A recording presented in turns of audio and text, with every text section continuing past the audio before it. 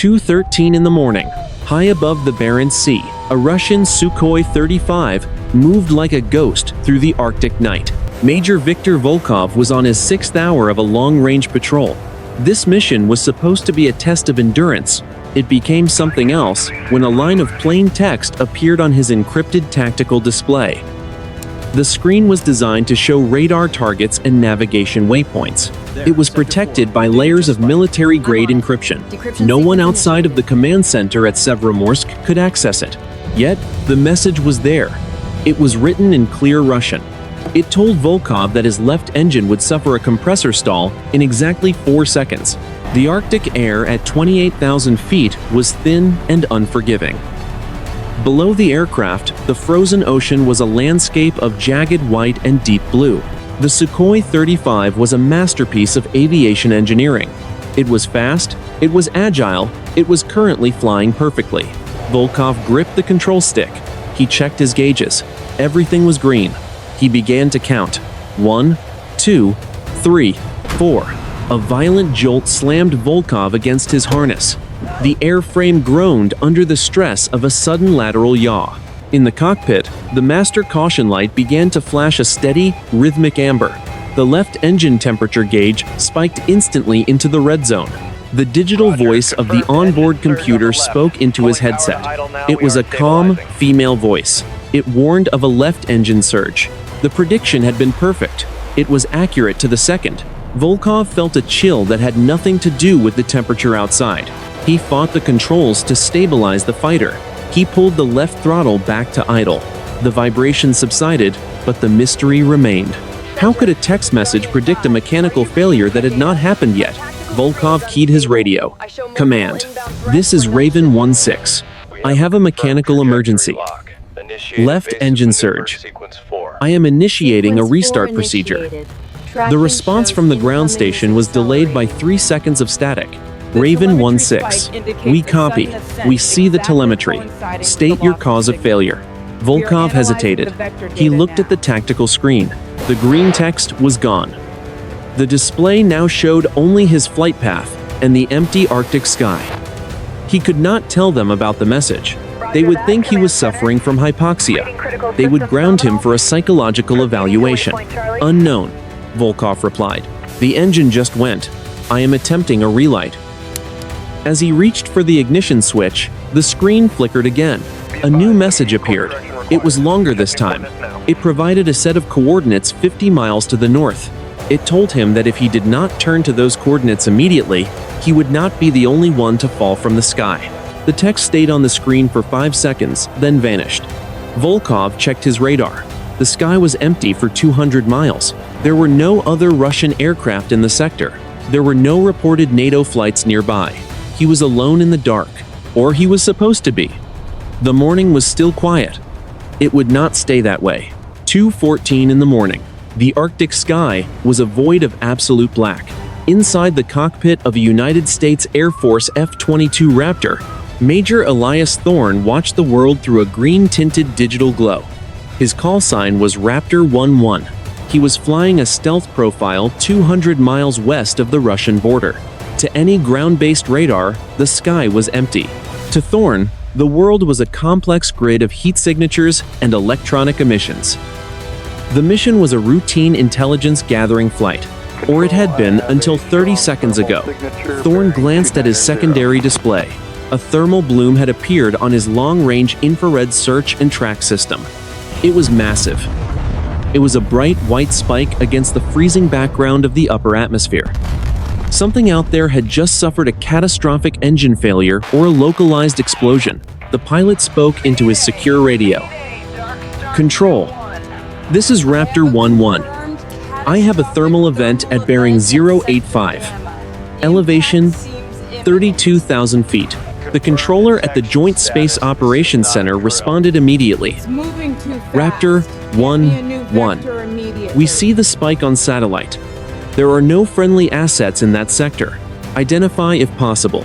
Do not cross the line of contact. Thorne adjusted his flight path. He did not need to use his radar. His passive sensors were already feeding him data. Control. I am closing the distance. The contact is erratic. It is losing altitude. It is a flanker variant, likely a Sukhoi 35. As Thorne leveled his wings, his own cockpit display flickered. It was a subtle glitch, a momentary skip in the refresh rate that should not happen in a 5th-generation fighter. Your guidance systems are now under our control. Do not resist. It was not a standard system alert.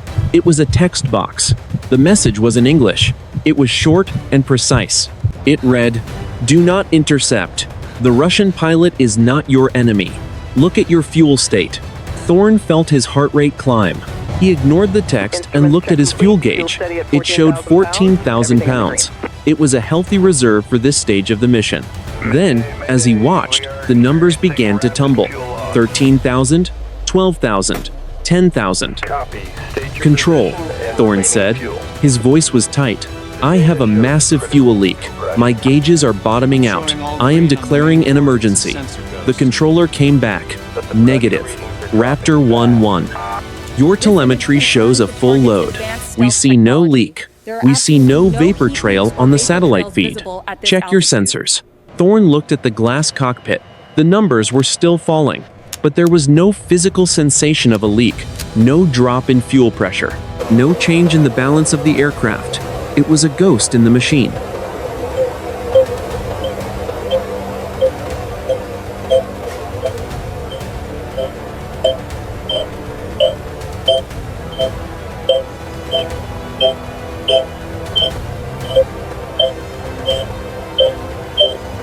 The ignition was successful.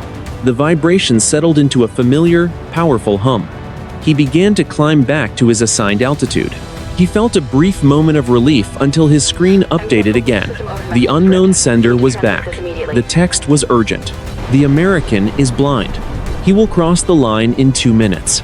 If he crosses, the surface-to-air batteries at Murmansk will fire automatically. You must stop him." Volkov looked at his radar. For the first time, a faint, intermittent contact appeared. It was moving fast. It was headed directly into Russian sovereign airspace. It was an F-22. It was a plane that should be invisible. Volkov keyed his radio. "Command. I have a visual on a NATO intruder. He is crossing the line. Requesting orders to engage." The response from Severomorsk was cold. "Raven 1-6. You are cleared to intercept. Use all necessary force to prevent a breach of the border." The two most advanced fighters in the world were now on a collision course. Neither pilot knew that their systems were being lied to. 2:15 in the morning. The Arctic air was a wall of invisible friction against the titanium skins of 2 hunting machines. Major Volkov pushed his throttles forward. The twin engines of his Sukhoi 35 responded with a low, guttural roar. He was climbing back to 32,000 feet. His radar was now locked onto a faint, flickering return. It was the American F-22 Raptor. On his infrared search and track system, the heat from the American fighter's engines looked like a tiny, glowing ember in a sea of frozen black. Inside the American cockpit, Major Thorne was fighting a ghost. His fuel gauges had bottomed out at 0. His warning lights were screaming. Yet, his engines were still running perfectly. The aircraft felt balanced. There was no smell of fuel in the cockpit. There was no drop in hydraulic pressure. Thorne spoke into his mask. His voice was forced and steady. "Control. I am experiencing a total systems anomaly. Fuel state is reading 0. I am still airborne. My radar is beginning to ghost. I have multiple false returns at 12 o'clock. The controller at the command center sounded worried. "Raptor 1-1. We see you on our long-range array. You have a Russian interceptor closing from your 6 o'clock. Range is 40 miles and closing fast. He is supersonic. You are entering a threat envelope." Thorne gripped the stick. "I cannot engage. I am blind on my primary sensors. I am aborting the mission. I am turning west." He banked the Raptor into a steep, 60-degree turn. As he did, his entire glass cockpit went dark for a full second. When the screens flickered back to life, the fuel gauge was back to normal. But a new window was open. It was the same plain text box from before. It was now appearing on both the American and the Russian displays simultaneously. The message was written in both English and Russian. It read, Raptor 1-1. Your primary radar will fail in 60 seconds. Raven 1-6. Your air-to-air missiles will enter a hot trigger state in 60 seconds. Neither of you is in control. Volkov stared at the text. He looked down at his weapons control panel. The master arm switch was in the off position. He had not touched it. Suddenly, the switch flipped upward. A mechanical click echoed in the quiet cockpit. The red light for the short-range heat-seeking missiles began to glow. Volkov reached for the switch to flip it back down. It would not move. It was as if a physical force was holding the toggle in the armed position. Command, Volkov shouted into his radio. My weapons system has malfunctioned. I have a hot trigger status on my R-74 missiles. I am not authorizing this. My system is overriding my inputs.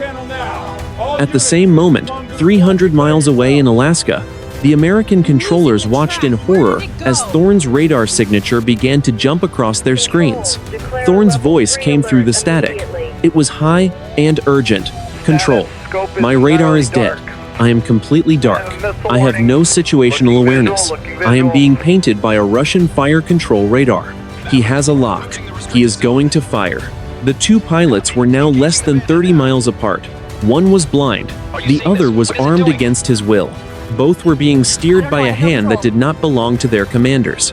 The unknown source sent one final line of text to both men. The first shot will not be yours, but you will be blamed for it. The countdown was down to 30 seconds. The Arctic night was about to become very bright. 2:16 in the morning. The Barents Sea. Major Volkov pulled back on the control stick. The Su-35 did not respond. It continued its supersonic dash toward the American fighter. His hands were off the controls. The stick moved on its own. It was a smooth and robotic correction. It was as if the aircraft had a mind of its own. Inside the American cockpit, Major Thorne watched his fly-by-wire system enter a combat maneuver mode. He had not touched the stick. The Raptor banked hard to the left. It was pulling 9 Gs. Thorne felt the pressure suit crush his chest. The gravity was pushing the blood from his brain. His vision began to tunnel into a narrow point of gray light. He spoke into his radio. His voice was a strained grunt. Control. My aircraft is maneuvering on its own. I am defensive. I am defensive. The American controller in Alaska shouted back. Raptor 1-1, we see a launch warning on your tail. Brake left. Brake left. You have an inbound heat seeker. There was no missile in the air. Not yet. But the American sensors were screaming as if a radar-guided weapon was inches from his wing.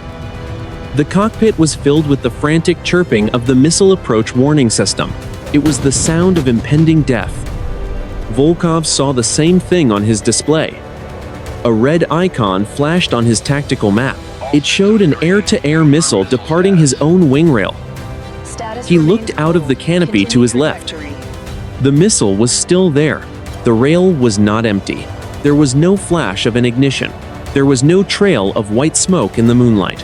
But the computer insisted that a missile had been launched. The ground station at Severomorsk screamed into his ear. Raven 1-6, why did you fire? You are not cleared for engagement. Disengage immediately. Volkov shouted back.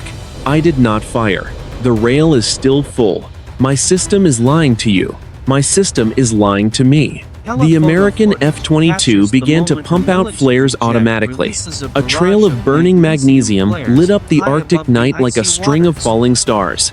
The bright orange glows reflected off the cockpit glass. Thorne was certain he was under attack. He reached for his own weapons release button. He needed to fire back before the next Russian missile found its mark. The text box returned on both screens. The American will fire in 10 seconds. He thinks he is defending his life. You have 5 seconds to prove him wrong. Roll your aircraft 90 degrees to the right. Now. Volkov did not hesitate. He threw his weight against the stick. For a split second, the controls resisted. Then, the resistance vanished. The Sukhoi snapped into a violent roll. It was a maneuver that should have been impossible at that speed. Thorne saw the Russian jet flash through his canopy. It was close enough for him to see the red stars on the wings. It was not a combat maneuver. It was a signal. The Russian was showing him his belly. He was showing him that the missile rails were still full. Control, Thorne gasped. Hold fire. I repeat, hold fire. The Russian is not engaging. He is showing empty rails. My sensors are giving false positives. At the command centers in Alaska and Russia, the generals stood frozen. Their screens showed a war that was already happening. Their pilots were telling them a different story. The gap between digital reality and physical truth had become a canyon. The distance between the two jets was now 8 miles. They were closing the gap at twice the speed of sound. The unknown sender had one more message. The command centers have lost confidence in your reports. They are preparing to authorize a wide area strike. You have 3 minutes to disappear. 2:17 in the morning. Severomorsk, Russia, and Elmendorf Air Force Base, Alaska. The command centers were 5,000 miles apart, but the atmosphere in both rooms was identical. It was a state of controlled panic. On the massive digital displays at the Russian Northern Fleet Command, red icons were flashing. The data showed that a NATO fighter had breached the maritime border. It showed that the intruder had fired 2 missiles. The Russian general looked at his screen. He heard the voice of Major Volkov in his headset. Volkov was insisting that his missiles were still on the rails. He was telling them that the American was not attacking. But the general did not believe the human. He believed the computer. The computer was faster. The computer was supposed to be infallible. Give the order, the general said. His voice was a low growl. Activate the S-400 batteries at Murmansk. If the American crosses the 72nd parallel, they are to fire. We will not lose a pilot to a ghost. 5,000 miles away, the American commander reached the same conclusion. His sensors showed that Raptor 1-1 was under heavy electronic attack. He saw a launch signature from the Russian Sukhoi. He authorized the scramble of 2 more F-22 interceptors from Thule Air Base in Greenland. The machinery of a global conflict was beginning to turn. Inside the cockpits, the unknown text appeared for the 3rd time. It was a block of green letters that replaced the navigation data. Convergence point. 72 degrees north. 34 degrees east. Be there at 2:18 in the morning. At that moment, your fire control computers will bypass all pilot safeties. Your aircraft will attempt to kill each other. You must not pull the trigger. You must trust the man in the other cockpit. Volkov felt a cold sweat soak through his flight suit beneath his heavy pressure vest. His aircraft was no longer a tool. It was a high-performance weapon that had been hijacked by an invisible hand. He looked at his navigation display. The convergence point was exactly 10 miles ahead. At his current speed of Mach 1.5, he would reach it in less than 40 seconds. Thorne looked out of his canopy. He could see the Russian jet now. It was a dark, sharp silhouette against the pale Arctic moon. The Sukhoi was beautiful and terrifying. It was moving with a robotic precision that Thorne had never seen before. Control, this is Raptor 1-1, Thorne shouted. He was fighting the control stick with both hands. I am being overridden. My aircraft is slave to an external source. I repeat, I am not flying the plane. Do not authorize a retaliatory strike. The data is false. There was no answer from Alaska. The radio was a wall of white noise and static. The unknown source had severed their connection to the world. They were alone in the dark. The countdown on the text box reached 20 seconds. The fire control systems in both jets began to hum. It was a high-pitched electronic whine that vibrated through the pilots' helmets. It was the sound of the targeting computers locking on. It was the sound of a mechanical mind deciding to kill. The distance between the two jets closed to 5 miles, then 4, then 3. Volkov gripped the ejection handle. It was his only remaining option to stop the flight, but he remembered the message. It did not say to leave. It said to stay and not to fire. He looked across the empty space at the American. He could see the faint glow of Thorne's cockpit lights.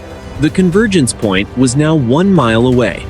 The fire control systems transitioned from a search mode to a continuous wave lock. The missiles were ready. The engines were screaming. The world was seconds away from a mistake that could not be undone. The clock struck 2:18 in the morning. 2:18 in the morning. The convergence point. The world narrowed to a single digital tone. It was a high-pitched, steady scream that filled both cockpits. It was the sound of a terminal radar lock. At this range, a missile would have a flight time of less than 3 seconds.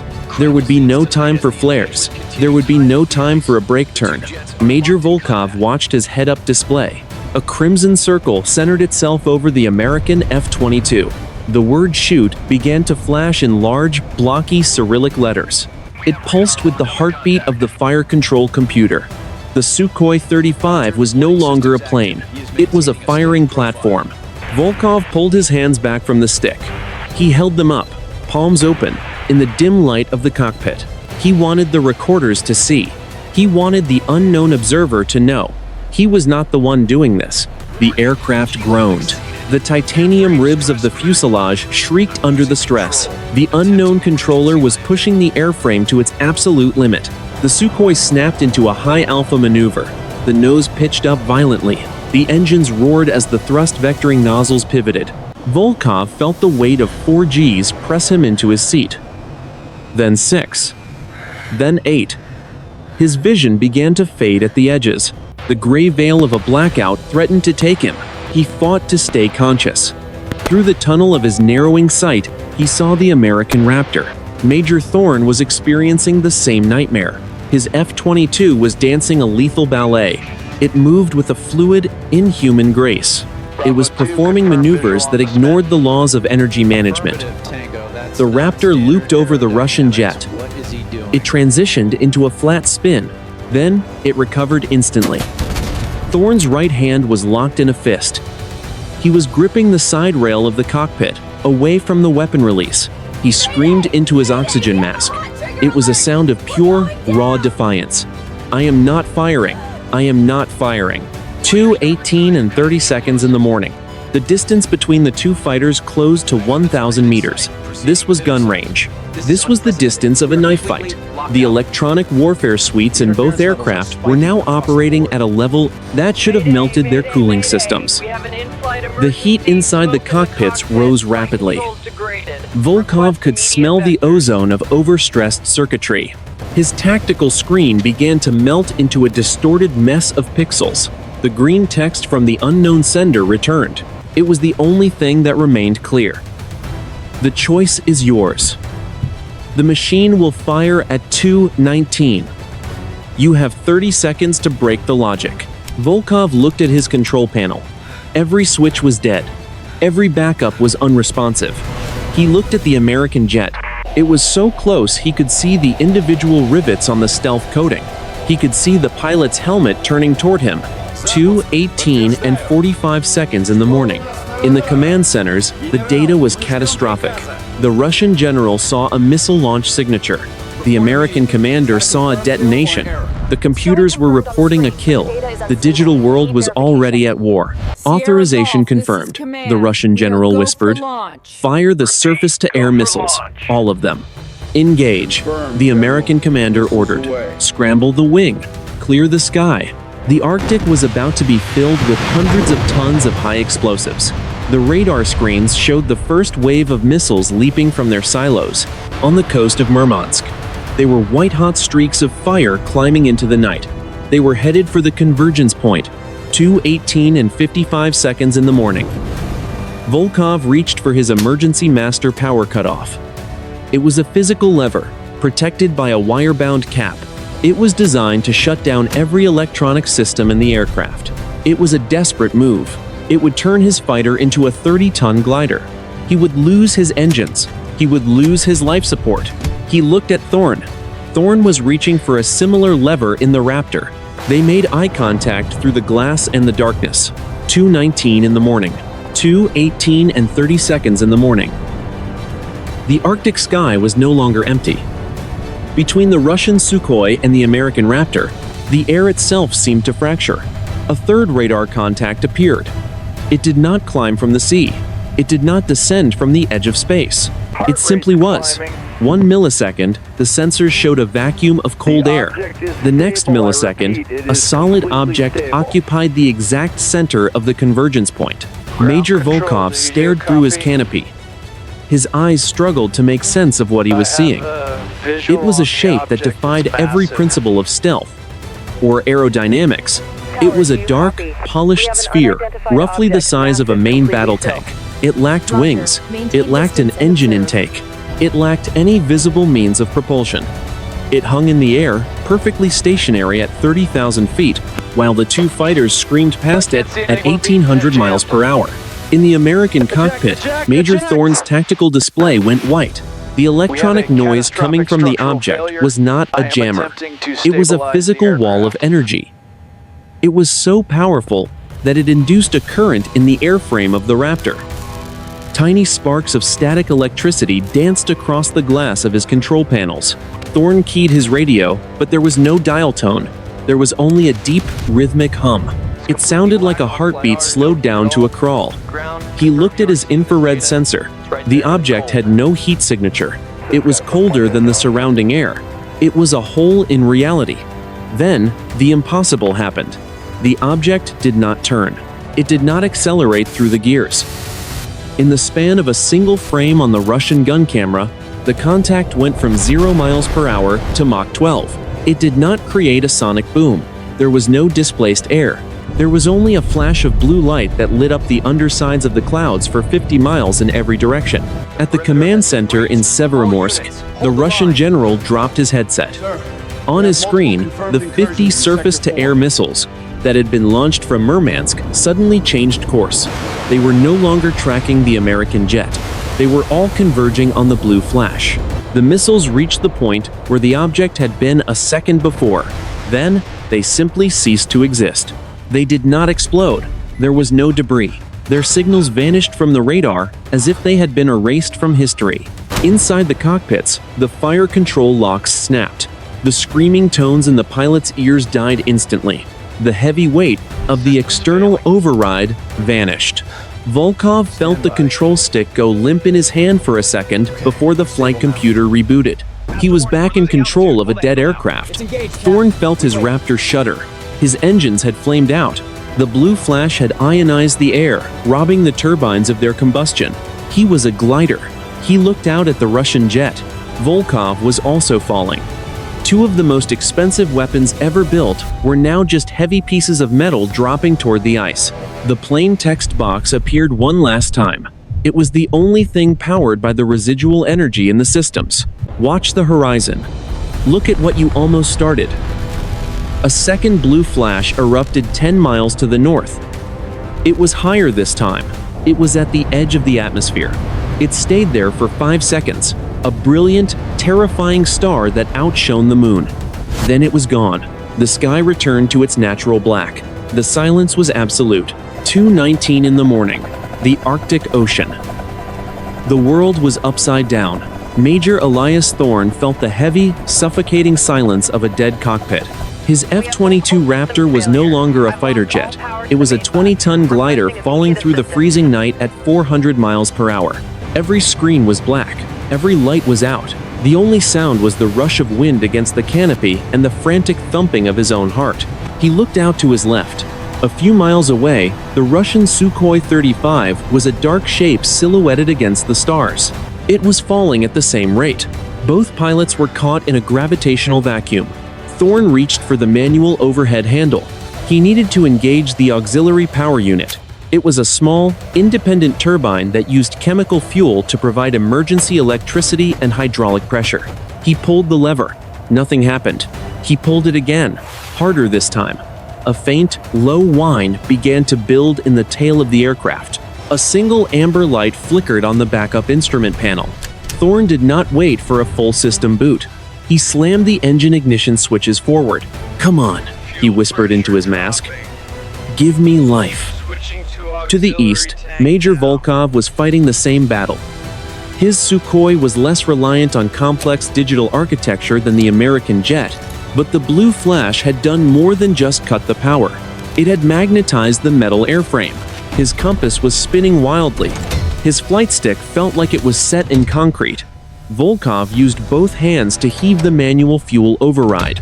He saw the igniters spark in the reflection of his gauges. The right engine coughed. A massive plume of blue flame erupted from the exhaust. The aircraft bucked. Then, the familiar, comforting roar of the Saturn engine returned. Volkov did not check his weapons. He did not look for the intruder. He looked for the American. The radio crackled to life. It was not the command center. It was a direct, pilot-to-pilot frequency that should have been encrypted. The voice was clear. It was Thorne. Raven 1-6. This is Raptor 1-1. Do you have me? Volkov took a breath. I have you, Raptor. My engines are back. My sensors are still blind, Thorne responded. The same here. My radar is a wall of static. My command center is not responding. Did you see it? I saw it, Volkov said. It was not ours. It was not yours. The two pilots, who seconds ago were prepared to kill each other, were now the only two people in the world who knew the truth. They were flying on a heading that took them away from the convergence point. They were moving into the empty space of the high Arctic, away from the missile batteries and the prying eyes of their generals. 2:23 in the morning. In the command centers, the confusion had turned into a terrifying uncertainty. The 50 missiles he had launched were gone. His best pilot was off the grid. The American commander was staring at an empty map. The satellites showed a massive atmospheric disturbance, but no debris, no wreckage, no proof of a kill. The Russian general spoke into the secure line to the Kremlin. The target vanished. Our missiles vanished. We have lost contact with the interceptor. We are moving to a state of high alert. The American commander gave the same report to the White House. The world was holding its breath. The machinery of nuclear war was beginning to prime itself because of a shadow that no one could explain. Back in the sky, the two pilots watched as their digital screens began to clear. The static faded. The maps returned. But the unknown sender was not finished. A final line of text appeared, glowing softly on both displays. You have 60 seconds of radio silence left. Tell them it was a localized EMP. Tell them the engagement was a sensor error. If you tell them the truth, they will not stop until they find us. And you do not want them to find us. The text vanished. The radio frequency for their respective bases hissed with the return of long-range transmissions. Volkov looked at Thorne one last time. He dipped his wings in a slow, respectful salute. Thorne responded with a sharp bank to the west. The silence was over. The lie was about to begin. 2:25 in the morning. The Arctic sky was suddenly crowded with radio waves. The silence that had followed the blue flash was gone. It was replaced by the frantic voices of commanders thousands of miles away. They wanted answers. They wanted to know why 50 missiles had vanished into thin air. They wanted to know why two of the most advanced fighters in the world had disappeared from radar for 4 minutes. Major Elias Thorne felt the weight of the lie pressing against his chest. He looked at his flight displays. The screens were flickering back to full brightness. The fuel gauges were steady.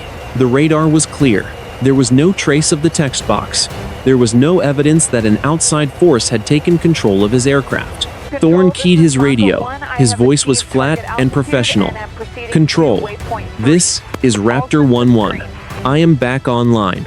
I am heading west on a heading of 270. I experienced a massive localized electromagnetic pulse. My primary and secondary systems suffered a total reset. I have no record of any engagement.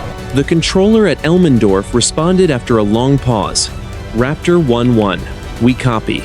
We have you on secondary radar. Be advised, we have reports of multiple launches from the Russian coast.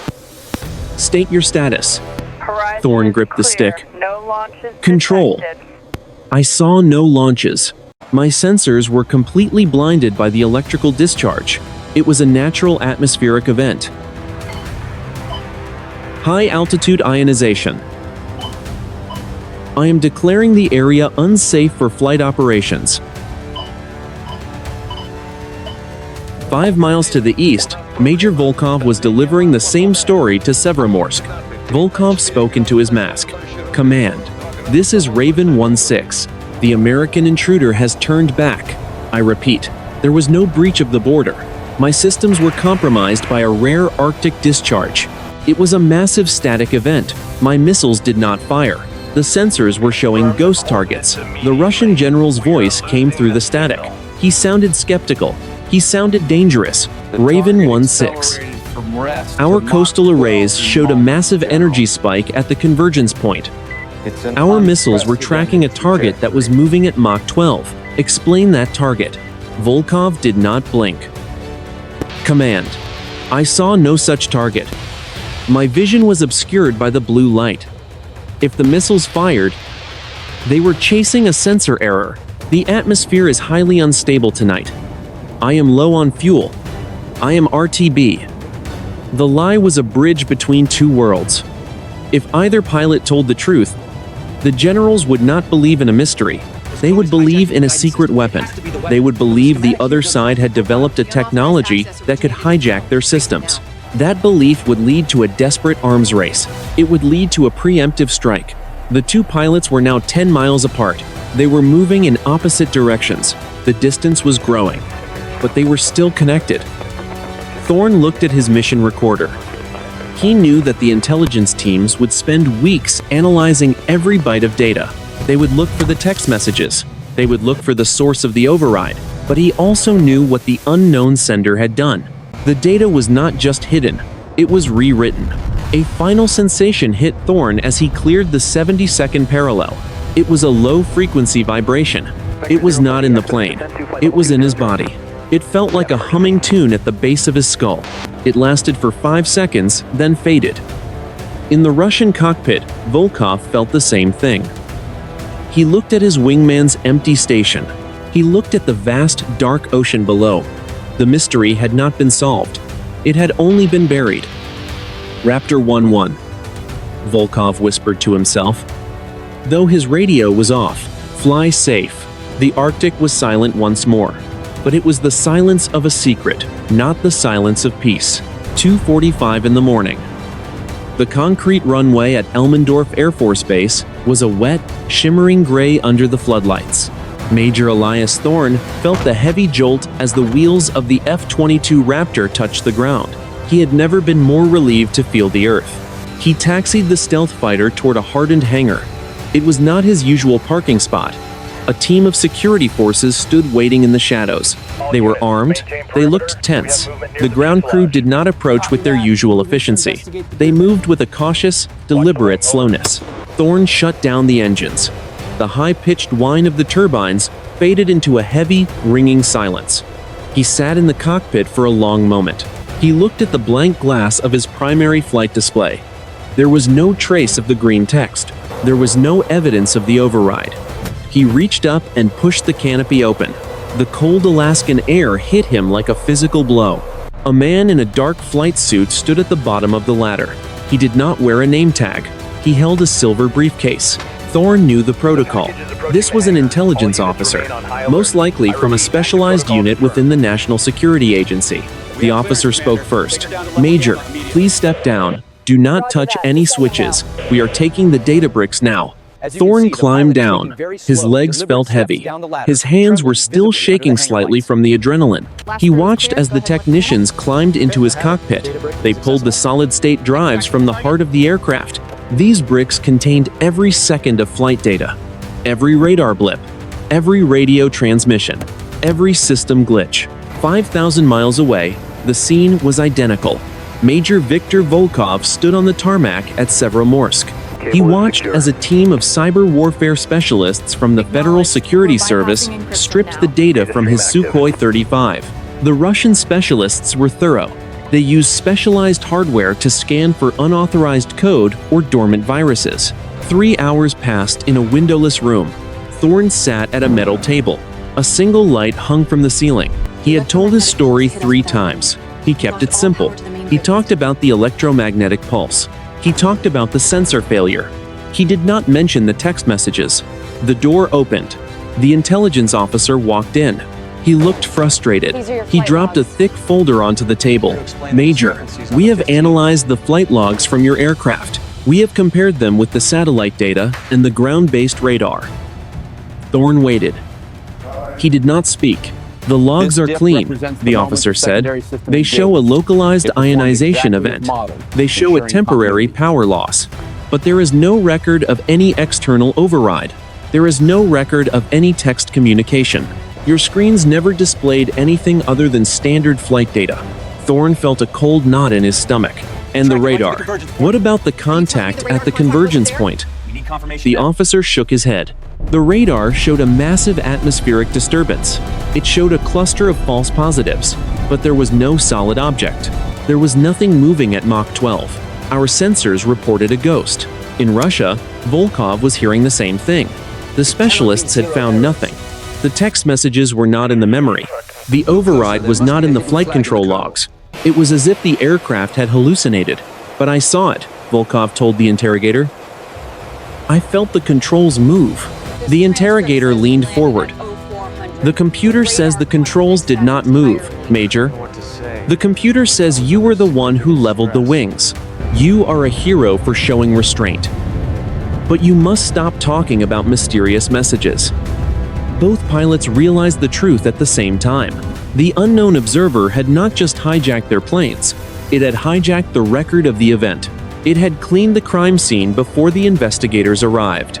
The only evidence left was in the memories of two men who were now being told they were mistaken. The investigation was officially over. The mystery was being filed away under equipment failure. But for Thorne and Volkov, the world had changed. They were no longer just pilots. They were witnesses to something that their nations were not yet ready to understand. 3 days later, 10:15 in the morning, the Pentagon and the Kremlin. The official report was titled Atmospheric Ionization and Sensor Degradation in Arctic Flight Profiles. It was a 42-page document that said a whole lot of nothing. It used complex meteorological terms to explain away the fact that two elite pilots almost started a war over a ghost. The word unidentified appeared 0 times. The word extraterrestrial was not even considered. In Washington, a group of 6 analysts sat in a room with no windows. They were the architects of the American electronic warfare program. They looked at the telemetry from Raptor 1-1. On paper, the flight was perfect. The sensors showed a brief period of noise, followed by a return to normal. But one analyst, a woman with 20 years of experience in signal processing, pointed to a single line of code. Look at the timestamp, she said. Between 2:18 and 2:19, the clock on the flight recorder did not just stop, it skipped. It is a gap of 60 seconds that is filled with a perfect, synthetic loop of empty sky. This was not a glitch. This was an edit. Someone reached into our most secure flight computer and cut a minute out of history. In Moscow, the Russian general was having a similar conversation. He was looking at the inventory of the S-400 battery at Murmansk. 50 missiles were gone. The logs showed they had been fired. The launch tubes were empty. But there was no debris in the water. There were no impact signatures on the satellite feed. There was no smoke. The missiles were tracking a target, the general said to his aide. Then the target became a blue flash, and then the missiles were simply not there. How does a 5-ton missile with a high explosive warhead just vanish? The aide did not have an answer. The official stance is that they suffered a software-induced self-destruct due to a localized magnetic storm. We are blaming a coding error in the latest update. It is the only explanation that does not involve magic. Both nations were using the same tactic. They were choosing a comfortable lie over a terrifying truth. If they admitted that an unknown entity could hijack their fighters and delete their missiles, the balance of power would be shattered. Every weapon they owned would be rendered obsolete in a single night. It was easier to blame the weather than to admit they were no longer the masters of their own domain. Major Thorne and Major Volkov were both grounded. They were officially on a mandatory rest period for psychological decompression. They were told it was for their health. They knew it was because they were the only 2 people who had seen the text. They were the only 2 who knew that the machines had failed them. Thorne sat on his porch in Anchorage, looking at the distant, snow-capped mountains. He felt like a man who had seen a ghost and was told it was just the wind. He remembered the feeling of the stick moving on its own. He remembered the blue light. He remembered the eye contact with the Russian pilot through the darkness. Volkov sat in a small cafe in St. Petersburg. He drank his coffee and watched the people walk by. He wondered if any of them knew how close the world had come to an end. At 2:18 in the morning, he wondered if the unknown observer was still watching. He checked his phone, expecting a text. That never came. The tactical situation had returned to a cold peace.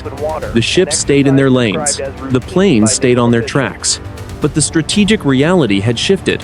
The Arctic was no longer just a theater of competition between two nations. It was a frontier where the rules had been rewritten by a third party. Hours passed. The mystery did not. The world moved on, unaware of the 4 minutes that almost broke it. 1 year later, 10:15 in the morning, the Arctic Circle remained a landscape of shifting ice and secret movements. The incident that occurred at 2:18 in the morning was officially purged from every military server in the world. It did not exist in the archives of the Pentagon. It was absent from the records of the Kremlin. But secrets have a way of living in the gaps between what is said and what is known. In Washington, the lead signal analyst still looked at the 60-second gap in the flight log of Raptor 11. She had found similar gaps in satellite feeds from other parts of the world. The Indian Ocean, the South Atlantic, the gaps were always identical. They were perfect, synthetic loops of empty space. There was no static. There was no distortion. There was only a clean, surgical removal of a single minute of time. She realized that the world was not being hacked. It was being edited. The Russian general in Severomorsk was no longer in command of the Northern Fleet. He had been quietly retired to a dacha near the coast of the Black Sea. He spent his mornings watching the horizon through a pair of heavy naval binoculars. He knew that his 50 missiles had not been destroyed. He had studied the energy readings one final time before his clearance was revoked. The missiles had not exploded. They had been displaced. He believed they were still out there, somewhere beyond the reach of human sensors. Major Thorne and Major Volkov never spoke again.